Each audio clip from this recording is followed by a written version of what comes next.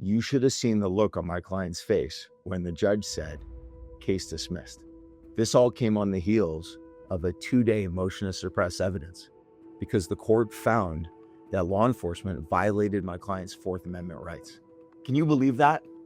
A court found today in 2025 that there was a constitutional rights violation, that law enforcement in this particular instance stepped out of bounds, colored outside the lines, and made a mistake. And we make no bones about that. Felon in possession of a firearm shouldn't have it. It's not political. Doesn't matter how you feel about firearms or whether or not certain people should have them or whether or not they shouldn't. The inquiry was whether or not proper procedure was followed by law enforcement. And just as important as it is for people to obey the laws in society, to follow the rule of law, it's equally important that the people tasked with enforcing those laws follow proper procedure and follow constitutional requirements. So it was amazing. You could ask any defense attorney how common it is to have a court grant a motion to suppress evidence. It's not common. You are more likely to be found not guilty at trial or even have your case not bound over at a preliminary hearing, which is a low standard of proof, than you are to have a judge agree with you that there was a constitutional rights violation.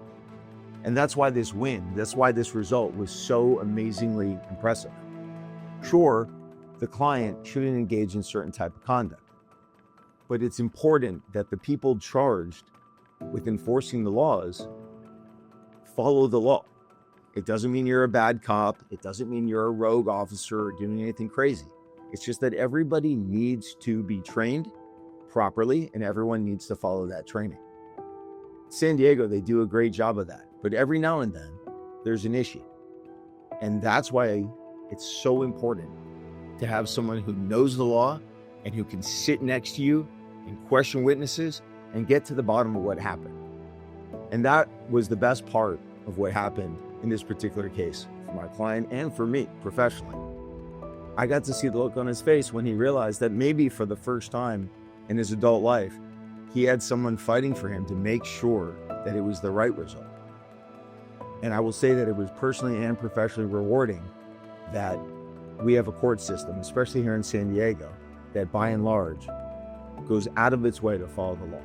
So that's my success story. It helps renew faith in our laws and our court procedure and what we do, working every day super hard to support our clients' rights. I just wanted to share that success story with you. I hope you're well. Please know your rights. And if you have any questions about that, just call me.